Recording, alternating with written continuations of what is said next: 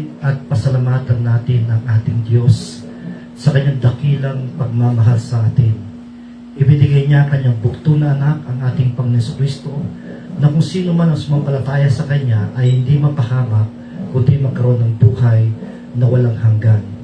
Maraming mga tao na dumadanas ng problema, kahirapan, at akala nila ay hindi na sila minamahal ng Diyos.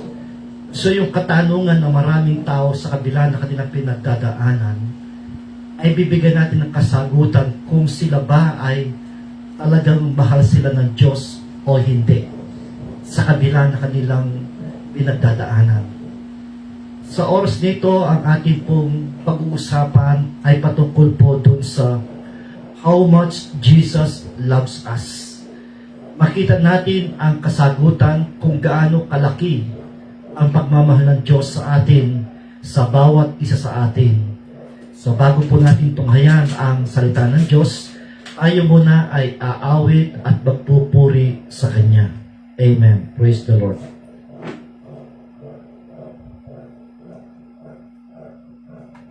Awitin po natin ang awitin ito. Hallelujah, Jesus. Hallelujah. Glory to God.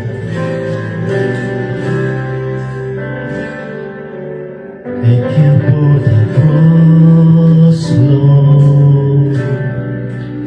Thank you for the price you paid, bearing all my sin and shame. In love you came and gave amazing grace. Thank you for this love, Lord. Thank you for the nail-pierced hands. Wash me in your cleansing flow. Now I know your forgiveness and embrace. Holy is the Lamb, seated on the throne. Crown you now with many crowns. You reign victorious. I am lifted up, Jesus, Son of God, the darling of heaven, crucified. Worthy is the Lamb, worthy is the Lamb. Thank you for the cross, Lord. Thank you for the price you paid, bearing all my sin and shame. In love you came and gave amazing grace. Thank you for this love, Lord. Thank you for the nail-pierced hands. Wash me in your cleansing flow. Now I know your forgiveness and embrace. Holy is the Lamb, seated on the throne. Crown you now with many crowns. You reign victorious. I am lifted up, Jesus, Son of God, the darling of heaven, crucified. Worthy is the Lamb, For He's the love. For He's the love. For He's the love.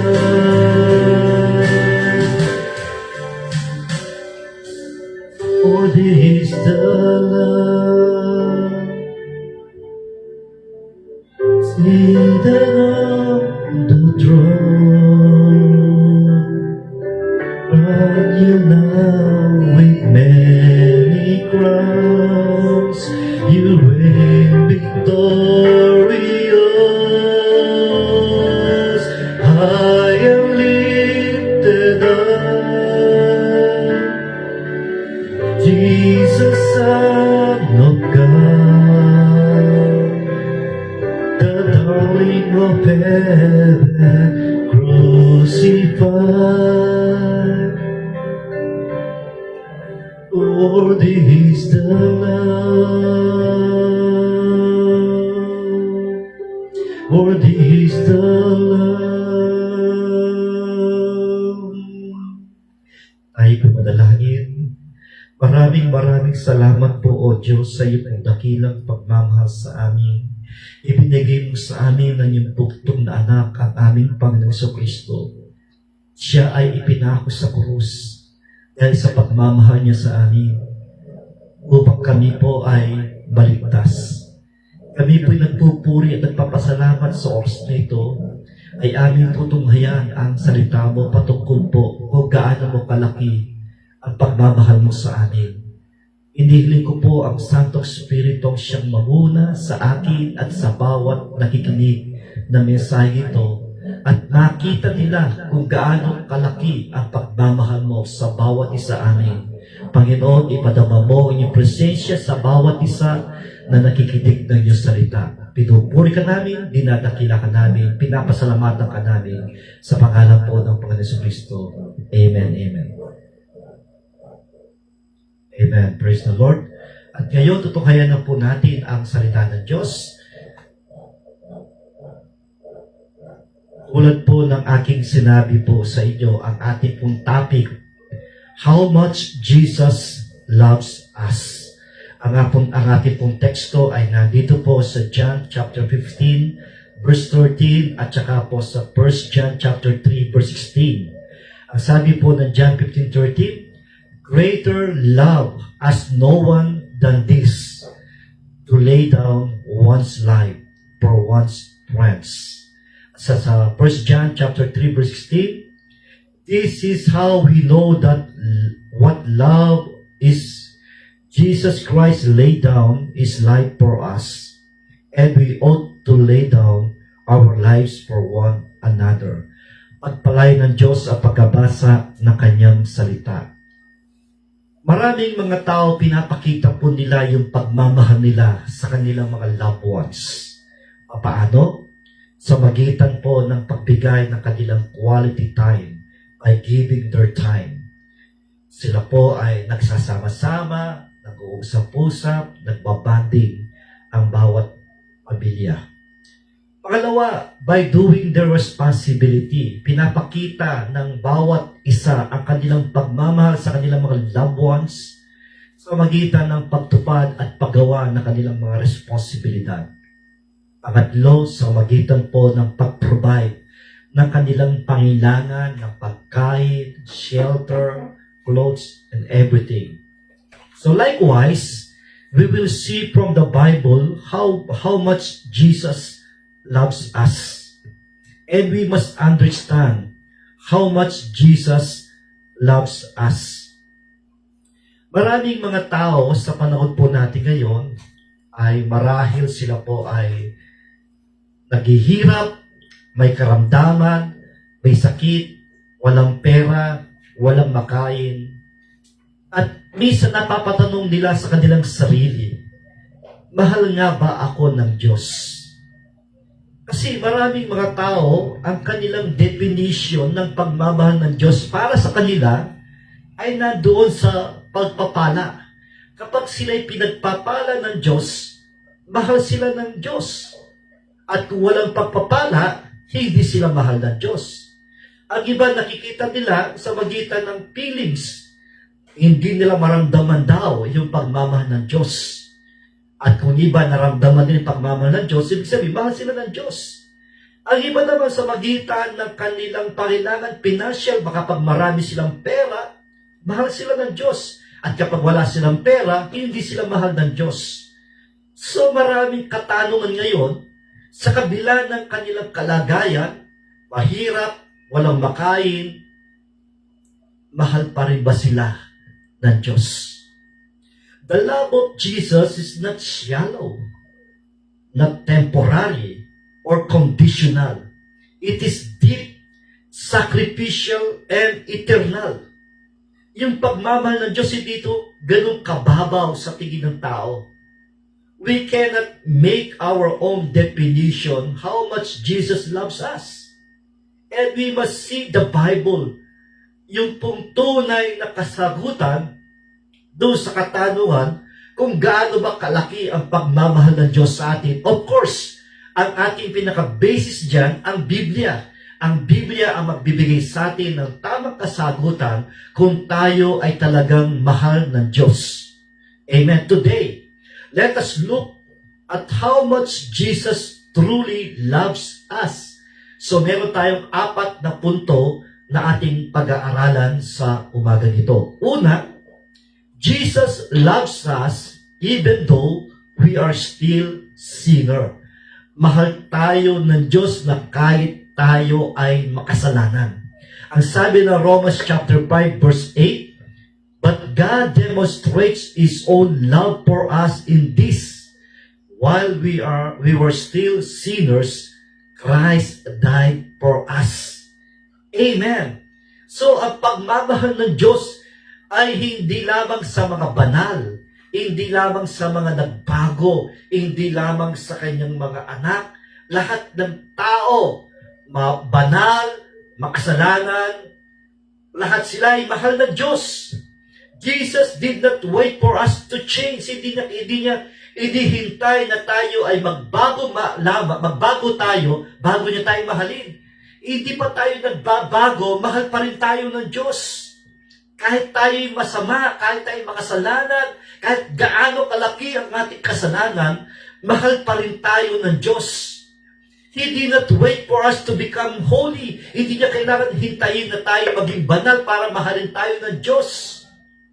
He loves us at our worst. Mahal niya tayo sa kabila ng ating kasalanan. His love is unconditional.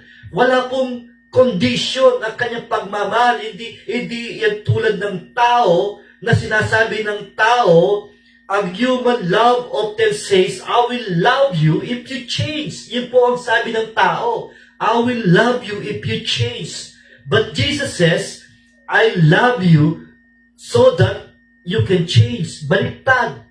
So kadalasan ang prinsipyo ng tao at ang prinsipyo ng Diyos ay baliktad. Sa tao, bago ka niyang mahalin, kailangan magbago ka muna. Pero sa Diyos, mamahalin niya muna tayo para tayo ay magbago. We were sinners, yet He came. Tayo po'y makasalanan, siya pumunta dito. Ang sarap na kanya kalagayan sa langit, siya nagkatawang tao, ipinanganak sa isang sabsaban, siya nagpakumbaba, naging masunurin, oo, hanggang sa kamatayan, siya naging masunurin at ginawa niya yun dahil sa pagmamahal niya sa atin. We were unworthy, yet He chose us. Hindi tayo karapat-dapat, pero pinipili niya tayo.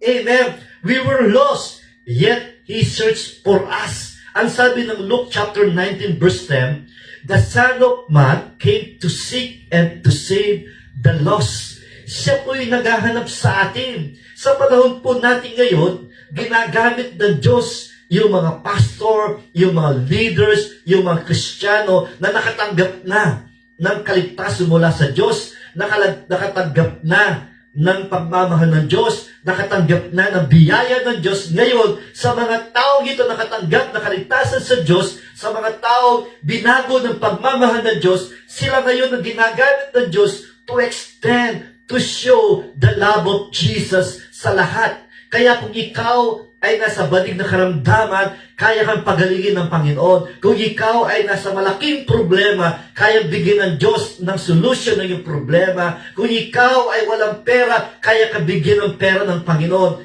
Isa lamang ang dapat mong gawin. Lumapit ka sa Kanya, manampalataya ka sa Kanya, tanggapin mo siya bilang Panginoon at tagapagligtas, at makikita mo yung pong pagmamahal ng Diyos sa atin, na kahit ikaw ay makasalanan, kaya Kanyang patawarin. Kahit gaano karami kasalanan mo, kaya Kanyang patawarin. Kahit gaano kakasama, kaya Kanyang baguhin. At ang pagmamahal ng Diyos ang siya magbibigay sa atin ng kapatawaran. Ang pagmamahal ng Diyos, siya pong kapangyarihan upang tayo Kanyang baguhin. Amen. Praise the Lord. Pangalawa, how much Jesus loves us? Jesus' love is seen in the cross. Ang sabi niya John chapter 3 verse 16, "For God so loved the world that He gave His one and only Son, that whoever believes in Him shall not perish, but have eternal life." Amen. The cross is the greatest measurement of love. Ito po, kung gusto nating makita ang sukatan ng pagmamahal ng Diyos, tumingin ka sa krus. Sapagkat doon sa krus na yun, Jesus gave Himself voluntarily. Ibinigay niya kanyang sarili, inayaan niya na siya ipako sa krus dahil sa pagmamahal niya sa atin. Tingnan po natin ano ginawa sa Kanya nung siya nasa krus. He was mocked, yet He loved us. He was wounded, yet He forgave. He was crucified, yet He saved. Tingnan po ninyo ang Kanyang pagmamahal. Wala pong halong sama na loob, bitterness, kahit na siya ay ipinako sa krus. Pinapakita niya yung Kanyang pagmamahal. Tingnan nyo, anong unang Kanyang sinabi nung siya nasa krus? Ang sabi niya, "Father, forgive them, for they do not know what they are doing." Tingnan nyo, sa kabila ng ginawa ng mga tao sa Kanya, yung mga tao Kanyang pinakain, yung Kanyang mga tao pinagaling, yung mga tao nakakita na Kanyang himala, sila yung mga taong sumisigaw, "Crucify Him! Crucify Him! Crucify Him!" And yet, anong sabi ni Jesus na siya nasa krus? "Father, forgive them, for they do not know what they are doing." Ganun tayo kamahal ng Diyos. If we want to look how much Jesus loves us, tignan po natin ang krus. Ang krus ang siyang measurement ng pagmamahal ng Diyos sa atin. Amen. Hallelujah. Every nail declared, "This is how much I love you."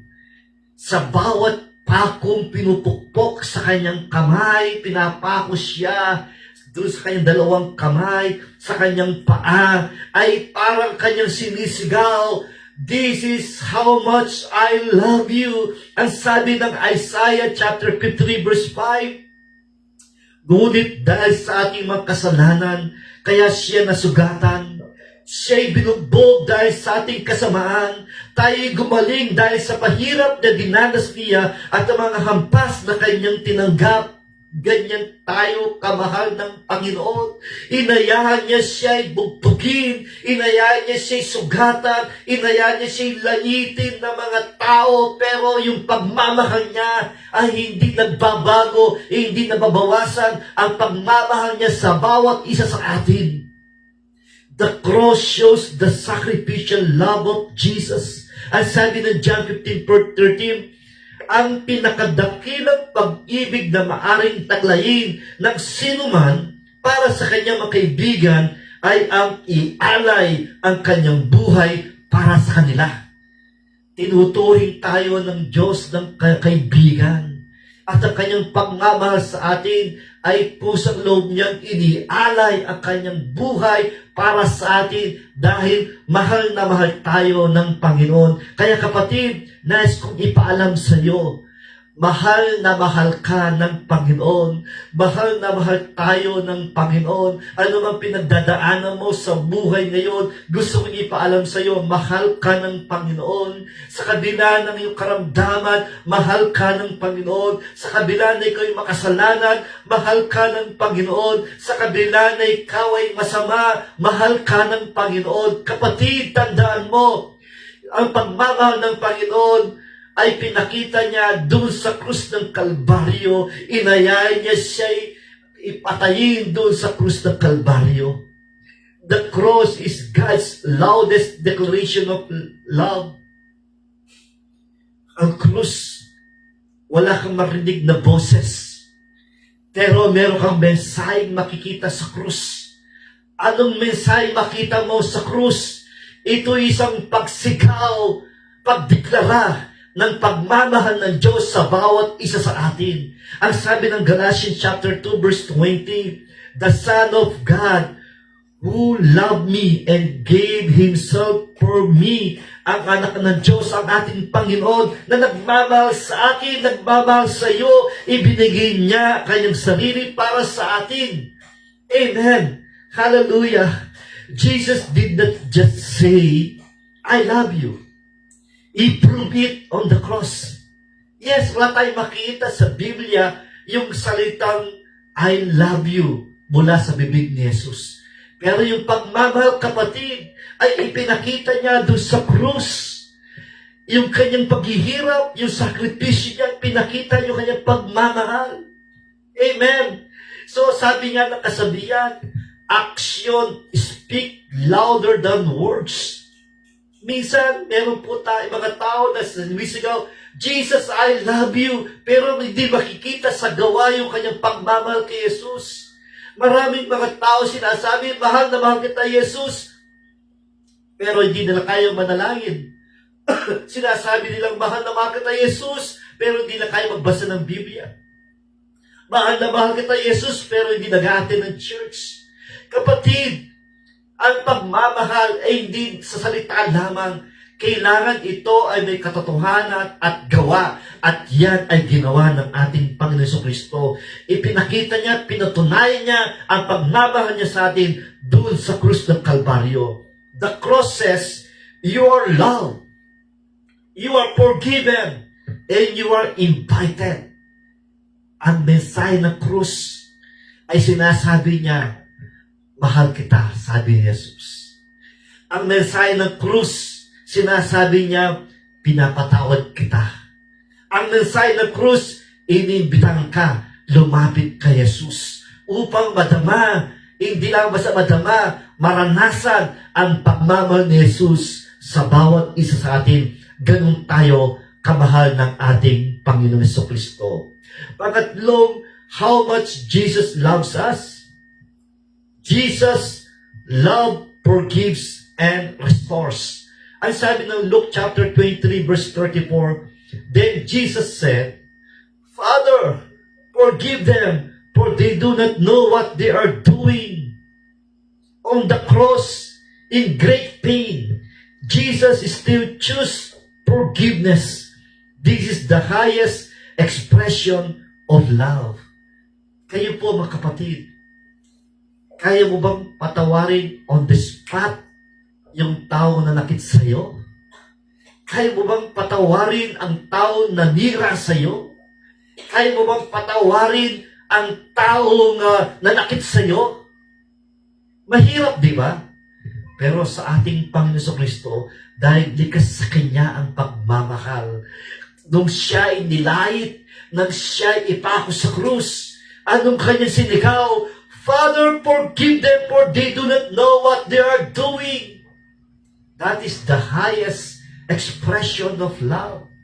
Yung kapatawaran na hindi karapat-dapat sa atin. Ang tao po natin, grace. That is the grace of God. Hindi tayo karapat-dapat patawarin, pero pinapatawad tayo ng Diyos. Hindi tayo karapat-dapat mahalin, pero minamahal tayo ng Diyos. That is grace. Amen. Hallelujah. Jesus forgives the worst sinners.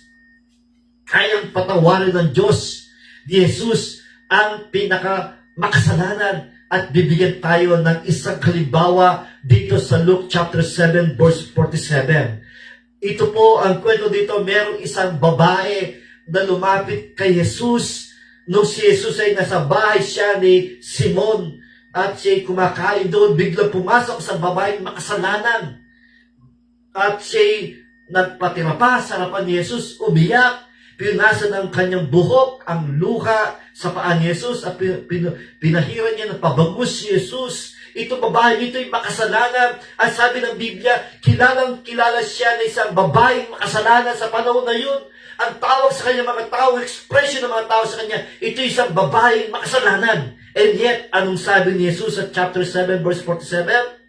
Therefore, I tell you, her many sins have been forgiven, as her great love has shown.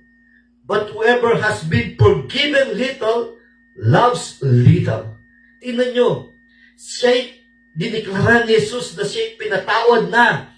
Pinatawad na yung marami niyang kasalanan. At tayo rin po, marami tayong kasalanan. Pero kaya tayong patawarin ng Diyos. Jesus' love forgives and restores. Amen. Forgiveness flows from Jesus' love, not from human worthiness. Forgiveness proves Jesus' love through the cross. Ephesians chapter 1 verse 7, tinubos tayo ni Kristo sa magitan ng kanyang dugo at pinatawad ang ating mga kasalanan. Ganon kasagana ang kanyang kagandang loob. Amen. Hallelujah.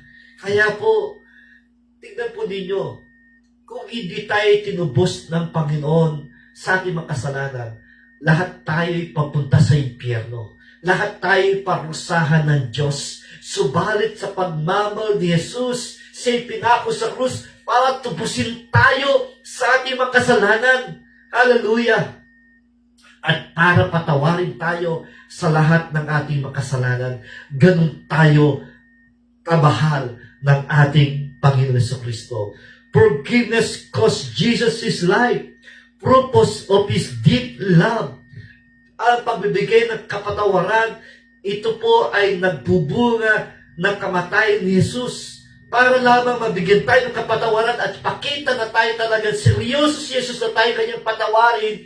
He gave His life voluntarily. Hallelujah. Para ipakita niya yung kanyang lalim na kanyang pagmamahal, ibinigay niya kanyang buhay para sa atin. Hallelujah. Tignan po natin, Jesus' love restores. Peter denied Jesus 3 times. Thomas doubted Jesus. And yet, Jesus restored them. Hallelujah. Tayo rin po. Sino ba naman sa atin na hindi nagkakamali, na hindi nagkakasala? Ang Diyos natin binibigyan tayo ng maraming chances sa buhay upang tayo maligtas, upang tayo magbago, upang tayo mapalapit sa Kanya, at upang makita, maranasan ang pagmamahal ng Diyos sa atin. Hallelujah. Praise God. At ang pangapat na punto po natin, how much Jesus loved us.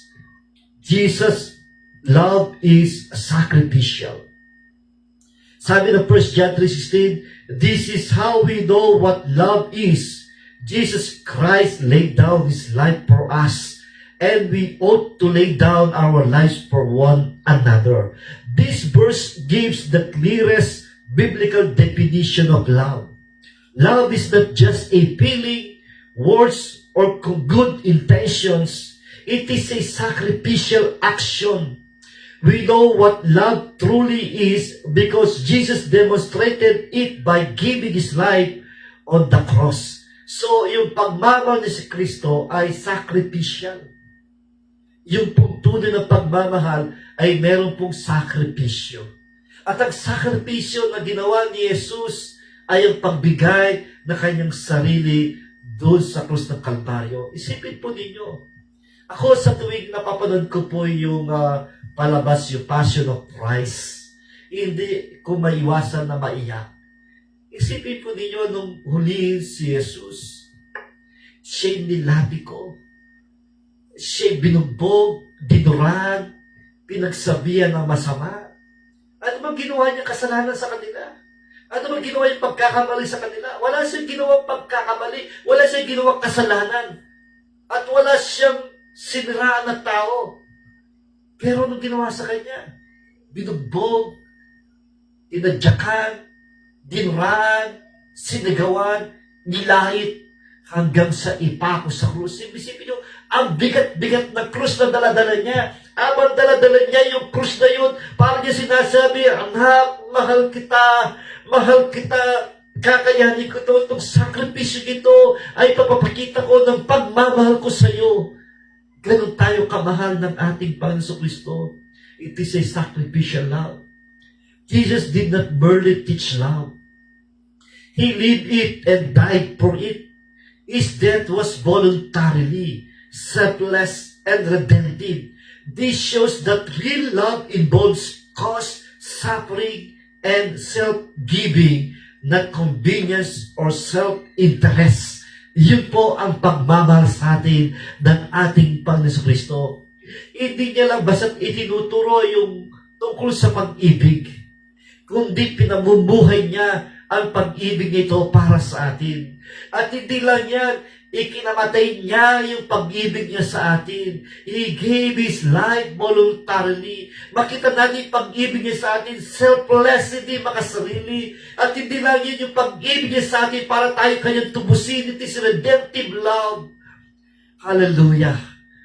So, meron pong malaking kabayaran. Merong malaking paghihirap.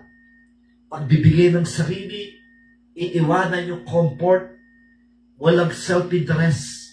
Yung pagmamahal ay pure. Ang tawag po natin dito ay agape love. That is a divine love of Jesus Christ. Love proven by sacrifice. Amen. Love is defined by Christ's sacrifice. Jesus' death reveals the true meaning of love.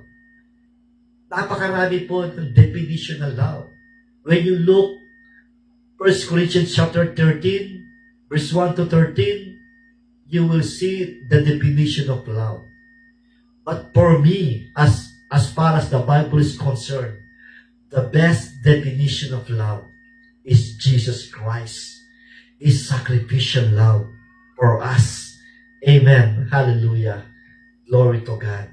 So patapos na po tayo. How much does Jesus love us? Enough to leave heaven. Sapat na. Para ipakita yung pagmamahal niya sa atin, iniwanan niya ang langit at nagkatawang tao para ipakita yung pagmamahal. How much does Jesus love us? Enough to carry the cross. Sapat, ipakita niyang pinapasan niya yung mabigat na krus para ipakita, patunayan ang pagmamahal niya sa atin. How much does Jesus love us? Enough to die for sinners. Namatay siya para sa makasalanan. How much does Jesus love us? Enough to rise again para mabuhay muli para sa ating katubusan. How much does Jesus love us? Enough to save us forever. Amen. Sapat na po yun para tayo maligtas na hindi na tayo mapahamak doon sa impyerno. Kundi kapag tayo namatay, pupunta tayo sa langit. Ganun tayo kamahal ng ating Panginoon Kristo. Ang sabi ng 1 John 4:10, this is love. Not that we love God, but that He loved us and sent His Son. Ganun tayo kamahal ng ating Panginoon Kristo. Sana kapatid sa oras nito, nasagot natin yung katanungan, mahal nga ba ako ng Diyos? Mahal nga ba ako ng Panginoon? Kahit ikaw ay nakakaranas ng problema, kahirapan, may karamdaman, wala kang makain, hirap ka sa buhay, kapatid, mahal ka ni Jesus. Hindi basihan ang kayamanan ng pagmamahal ni Jesus. Hindi basihan ang pagmamahal ni Jesus yung kagalingan, kalusugan ng katawan. Ang basihan ng pagmamahal ni Jesus ay ipinakita doon sa krus ng Kalbaryo. Kapatid, maraming mga tao, maraming pera. Maraming mga tao magandang buhay, pero wala silang kaligtasan. Pero kung ikaw ay naghihirap tulad ni Lazarus, yung kinwento ni Jesus na kanyang kaibigan, na siya po ay mahirap, yung Lazarus and the rich man. Paraw silang namatay. Pero kahit mahirap ang buhay ni Lazarus nung siya'y namatay, dahil sa kanyang panampalataya sa Diyos, siya'y dinala doon sa langit sa paraiso. Kapatid, ang pagmamahal ng Diyos ay wala sa feelings, wala sa blessing, wala sa kagalingan, wala po sa sarili nating definition. Ang pagmamahal ni Jesus ay makikita mo sa Biblia. Yung kanyang pagmamahal. How much Jesus loves us? Jesus loves us even though we are still sinners. Mahal pa rin tayo ni Jesus na kahit tayo makasalanan. Jesus' love is seen in the cross. Makikita natin ang pagmamahal ni Jesus doon sa cross. Jesus' love forgives and restores. Pinapatawad tayo at nirestore tayo ng ating Panginoon. Jesus' love is sacrificial. Yung pagmamahal niya ay puno-puno na sakripisyo. Ganon tayo kamahal ng ating Panginoon sa Kristo. Amen. Kapatid, source dito, nais kitang imbitahan na lumapit kay Yesu Kristo. Tanggapin siya sa iyong puso bilang Panginoon tagapagligtas. Tanggapin mo yung pagmamahal na inaalok niya sa iyo. Tanggapin mo yung kaligtasan binibigay niya sa iyo. Tanggapin mo yung pagbabago ng buhay mo. You will change your life when you accept the love of Jesus. Amen. Kaya kapatid, kahit na ikaw'y makasalanan, mahal ka ng Panginoon. Kahit hindi ka pa nagbabago, mahal ka ng Panginoon. Sa pagmamahal ni Kristo na tatanggapin mo, babaguhin ka niya. Kaya source dito, iniimbitahan kita na lumapit sa Kanya. Kung maaari, iyuko mo ang iyong ulo, ipikit ang mata. Kung nasa ka man, nasa kwarto ka man, nasa bahay ka man, ipikit mo yung mata and feel the presence of God. Ang Diyos natin ay tinatawag po ng Biblia, He is omnipresent God. Present siya sa aking kalagayan ngayon. Present siya kung nasaan ka. He wants to feel, He wants to experience the love of God sa buhay mo. So, oras dito, sumunod ka sa maiksing panalangin. Sabihin mo nang gagaling sa iyong puso. Angkinin mo sariling panalangin ng panalangin ito. Sumunod ka sa panalangin. Panginoong Jesus, ako po'y nagpapasalamat sa iyong mensahe sa umaga ito. Nakita ko kung gaano kalaki ang pagmamahal mo sa akin. Kaya po sa oras nito, lumalapit ako sa iyo, nagpapakumbaba. Inaamin, ako po'y nagkasala. Patawarin mo ako, Panginoon, at libisin sa pamagitan ng banal mo dugo. Sa oras dito, binubuksan ko ang aking puso. Pumasok ka, tinatanggap kita bilang Panginoon at tagapagligtas ng aking buhay. Isulat na po ninyo ang pangalan ko sa aklat ng buhay. Simula sa araw nito, ikaw na po ang maghari sa buhay ko.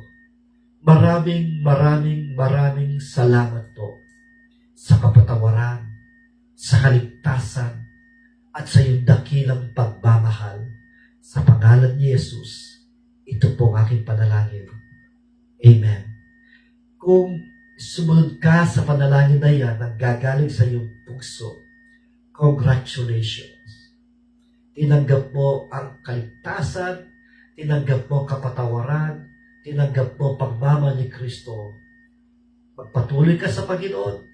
Kung nais mo na magkaroon ng Bible study sa iyong tahanan, pwede mo kong i-PM, i-chat mo ko, pwede ako pumunta sa iyong tahanan upang ipagpatuloy mo ang iyong panampalataya at patuloy kitang tuturuan ng salita ng Diyos upang ikaw lumago sa panampalataya mo sa Panginoon.